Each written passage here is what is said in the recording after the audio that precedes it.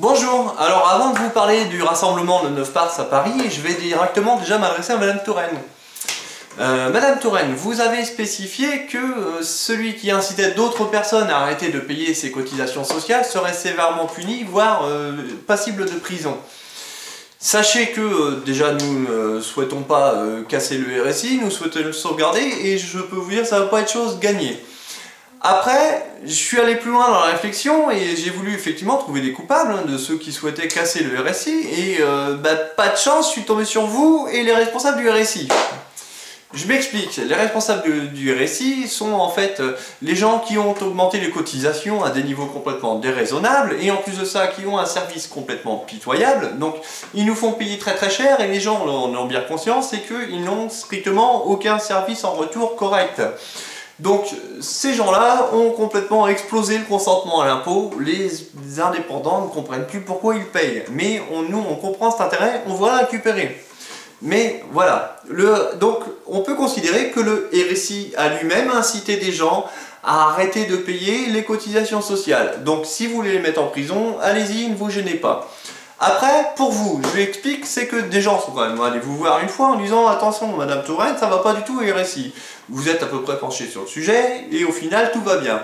Des gens sont revenus une deuxième fois vous dire « Voilà, attention, le RSI, non, tout ne va pas bien, c'est pas bon. » Et votre réponse est de dire que ça va mieux. Sauf qu'en fait, le niveau est toujours pitoyable. Donc, je dirais que les gens vous ont quand même prévenu plusieurs fois, vous arrivez toujours au même stade, indirectement les gens n'ont pas envie de payer parce qu'ils ne voient pas trop l'intérêt de payer autant pour si peu de résultats, mais en plus de ça, ils constatent qu'au gouvernement, tout le monde se fout royalement des indépendants. Donc, mettez-vous à leur place, pourquoi ils continueraient de payer? Voilà.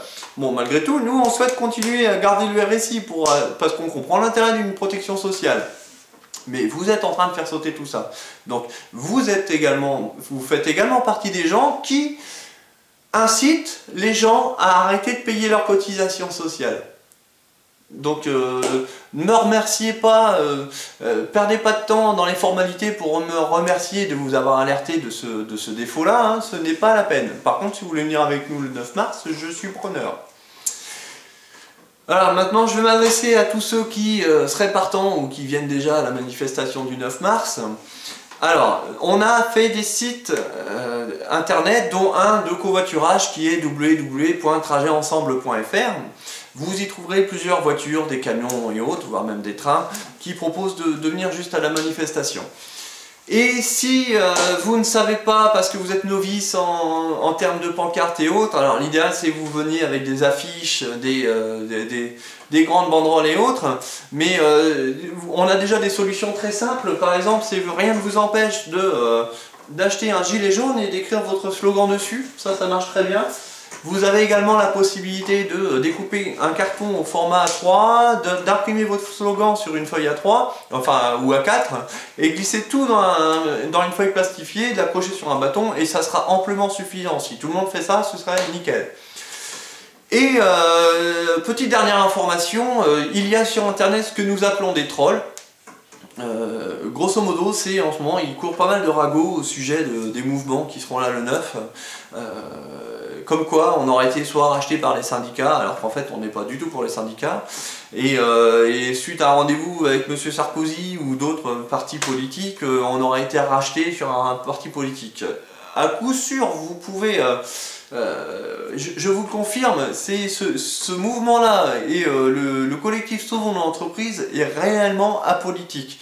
Les rendez-vous qui ont été pris et sont juste dans le but de faire connaître les revendications qui, au passage, devraient résoudre une grosse partie du chômage, qui arrive également dans la cause, certes, des indépendants, dans la cause des salariés, parce que nous pensons également aux salariés, aux retraités, aux chômeurs, enfin voilà, c'est vraiment une cause noble et à mon avis bien plus socialiste que le gouvernement actuel, et curieusement qui ne veut pas en prendre compte. Donc pour finir, voilà, je vous invite tous à venir le 9 mars à Paris. Aux dernières nouvelles, nous serions plus de 50 000 personnes. Est-ce vrai? Ou peut-être que ça va exploser, ça dépend pas mal des médias, s'ils veulent bien nous faire de la publicité.